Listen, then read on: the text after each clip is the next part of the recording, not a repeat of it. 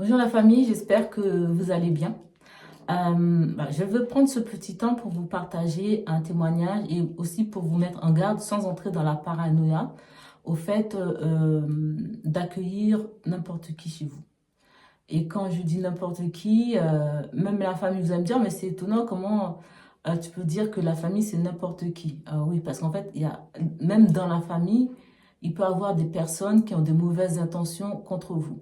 Donc, que vous soyez en couple, que vous soyez même seul, hein, que vous vivez seul, vous pouvez laisser entrer des personnes pensant que ces personnes-là ont des bonnes intentions envers vous, n'ont rien contre vous. Ça peut être des amis, ça peut être des connaissances, ça peut être des collègues de travail, une personne que vous dépannez dans la famille. Bref, quelle que soit la personne, cette mise en garde, faites très attention. Avant de faire entrer la personne chez vous, priez. Vraiment, insistez sur la présence du Saint-Esprit parce une personne dont l'esprit n'est pas de Dieu, si elle a la présence du Saint-Esprit réellement dans cette maison, eh ben, la personne ne pourra pas rester longtemps, elle va finir par fuir.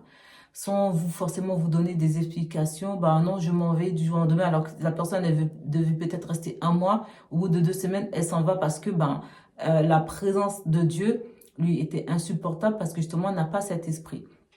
Donc, alors moi, mon témoignage, ça remonte à quelques années de cela, mais vraiment, j'avais à cœur de vous le partager parce que je me dis peut-être que une personne ou un couple traverse cette situation que j'ai rencontrée, que mon couple a rencontrée, ou bien même, peut-être vous-même, vous avez connu cette situation-là.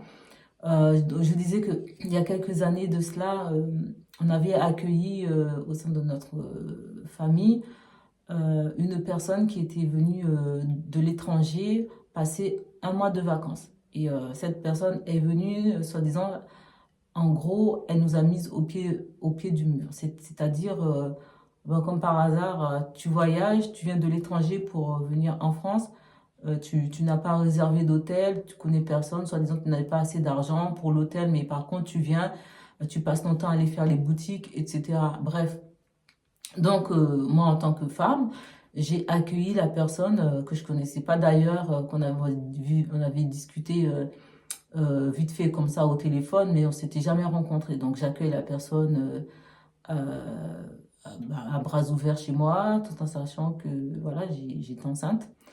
Et à l'époque, j'avais aussi trois enfants. Et la personne, elle vient, déjà, elle se comporte comme si elle était chez elle à 1 heure du matin, elle téléphonait, ça hurlait, ça parlait hyper fort, sans se demander, ben tiens, il y a du monde qui dort.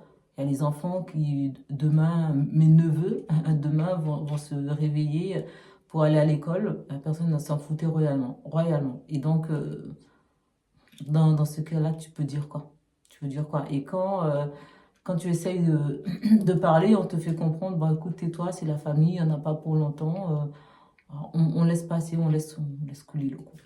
Et donc, du coup, mais par contre, le dernier de la famille, le troisième, cette personne-là, c'était une femme, elle avait une affection vraiment particulière pour le petit. À l'époque, il avait 4 ans. Et ah, mon petit préféré, ah, toi, t'es mon petit préféré, etc., etc.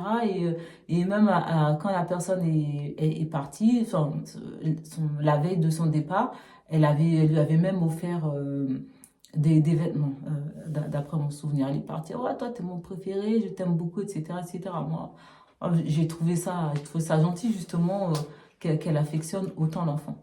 Sauf que une semaine après, un enfant qui était bien portant, qui n'avait jamais eu de problème, enfin de maladie, on va dire sérieuse, à part les maladies infantines, mais sans complications. Une semaine après le départ de cette personne, le gamin se retrouve hospitalisé. Le petit n'arrivait plus à manger. À chaque fois il mangeait, il se mettait à hurler, il avait hyper mal au ventre, au point que pendant un peu plus d'une semaine, 1 semaine et demie, il avait été hospitalisé parce qu'ils avaient trouvé dans ses intestins, j'ai plus trop le nom parce que ça fait un petit temps, des sortes de boules en fait qui faisaient que l'enfant, dès qu'il mangeait, ça ne passait pas. Ça lui faisait des brûlures, mais au niveau des intestins. Et il ne pouvait que manger que de la soupe. Et même encore, la soupe ne passait pas. Donc, j'étais obligée d'aller dormir avec le gamin à l'hôpital. Il hurlait et on ne pouvait pas lui donner d'autres médicaments que le Doliprane. Et encore, il fallait lui donner toutes les 6 heures. Le petit, je me rappelle, le soir, il était là, j'étais couchée à côté de lui à l'hôpital, il pleurait, il disait, maman, prie pour moi, prie pour moi. Mais en fait, ce que j'appréciais avec le petit, c'est que euh, il était courageux. Même dans la douleur, quand il fallait prier, il priait, il faisait sa petite prière. Et quand il fallait chanter, il chantait aussi les chansons chrétiennes. On adorait Dieu ensemble, tous les deux. Moi, ça me faisait tellement mal au cœur, bah forcément, en tant que mère. Je n'osais pas pleurer en sa présence. Je voyais bien comment il pleurait, comment il hurlait. Mais même les infirmières, le personnel soignant étaient démunis devant sa douleur. Écoutez, madame, on fait au mieux, mais on ne peut pas lui donner, on ne peut pas augmenter sa dose, etc. Et bon, Dieu a fait grâce. Le pasteur est venu prier, nous aider à prier aussi la journée avant d'aller travailler ou bien le soir après son travail. Vraiment, je bénis la vie de ce pasteur, toujours disponible pour les âmes que le Seigneur lui a confiées. Et il est venu prier plusieurs fois. Et nous aussi, on restait dans la prière pour l'enfant. Et à tel point que le personnel soignant nous disait qu'il ne savait pas quand est-ce que le petit pouvait sortir parce qu'il y avait des examens à passer, il ne savait pas d'où est-ce que ça venait, de pourquoi, etc. Mais Dieu a fait grâce qu'au bout quand même d'une semaine et demie, il a pu sortir d'hospitalisation. Très bien, Dieu merci. Donc il retourne à l'école, etc. Un mois après, le petit qui n'avait jamais eu de soucis, de problèmes respiratoires, il devient asthmatique.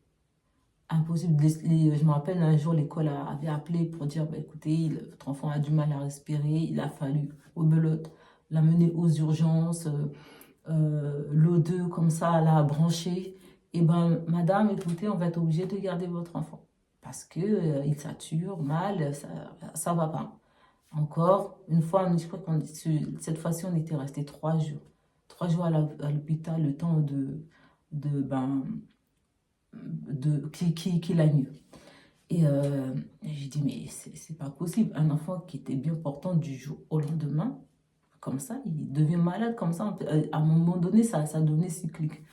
Et je me suis rappelée de cette fameuse tantine qui était venue passer des congés. J'ai dit, non, c'est pas normal. Comme par hasard, son préféré se retrouve malade comme ça, pour un rien.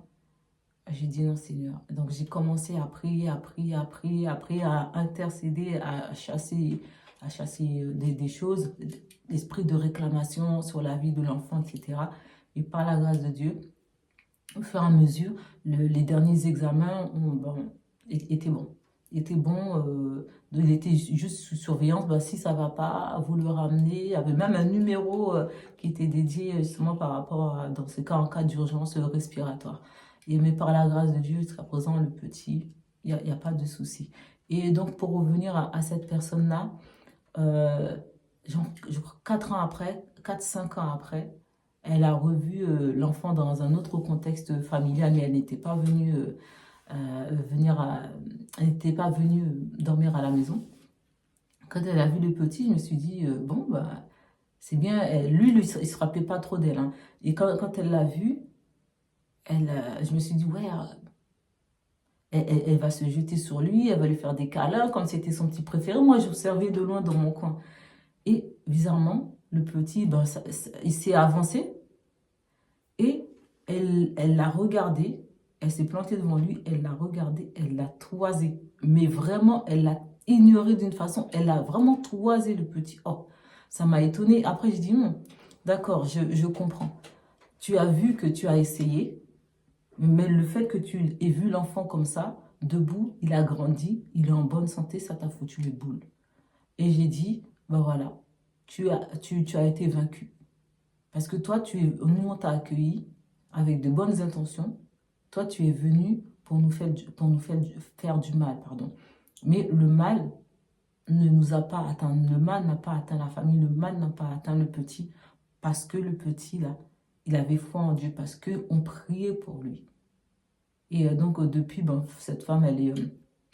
moi, personnellement, ça ne m'intéresse pas. Je n'ai pas vraiment de nouvelles Plus que ça, elle ne fait pas partie de ma famille, mais avoir des nouvelles d'elle, ça ne m'intéresse pas. Mais en gros, la moralité de l'histoire, c'est vraiment faites très attention. Faites très très attention à qui vous laissez entre chez vous. Je ne dis pas qu'il ne faut pas pratiquer l'hospitalité. Non, non, c'est pas... Le Seigneur nous demande justement de pratiquer l'hospitalité. Mais des fois, il est mieux d'héberger des personnes étrangères que d'héberger des personnes euh, qui viennent de notre famille. Belle famille, même famille proche, hein. Il faut vraiment faire attention, surtout si vous avez des enfants en bas âge, des enfants petits. Il faut faire très attention parce que c'est plus facile pour l'ennemi de les atteindre. Parce que la couverture spirituelle de l'enfant passe par les parents. Donc, même si l'enfant est innocent, si les parents n'ont pas une vie de prière vraiment ferme, stable, l'ennemi, quand il ne peut pas attaquer les parents, voire même un parent, il va passer par un enfant. Si cette famille a plusieurs enfants, il va passer par un, deux, jusqu'à ce qu'il arrive à atteindre un seul parmi vos enfants. C'était vraiment ma mise en garde que continuez à pratiquer le bien, quoi qu'il arrive. Parce que quand vous faites le bien, moi je dis toujours, quand on fait le bien, on ne peut pas récolter le mal. On va récolter le mal de la part de l'homme, mais de la part de Dieu, on récoltera toujours sa protection, on récoltera toujours ses bénédictions. Donc veillez sur vous, veillez sur votre famille, veillez sur votre santé, veillez sur vos enfants. Que le Seigneur vous bénisse. Et si vous avez un témoignage, n'hésitez pas à partager parce qu'une personne qui va lire votre commentaire, peut-être que ça va lui parler, peut-être que ça va l'encourager. N'hésitez pas aussi à encourager les autres, vos frères et sœurs. Que Dieu vous bénisse.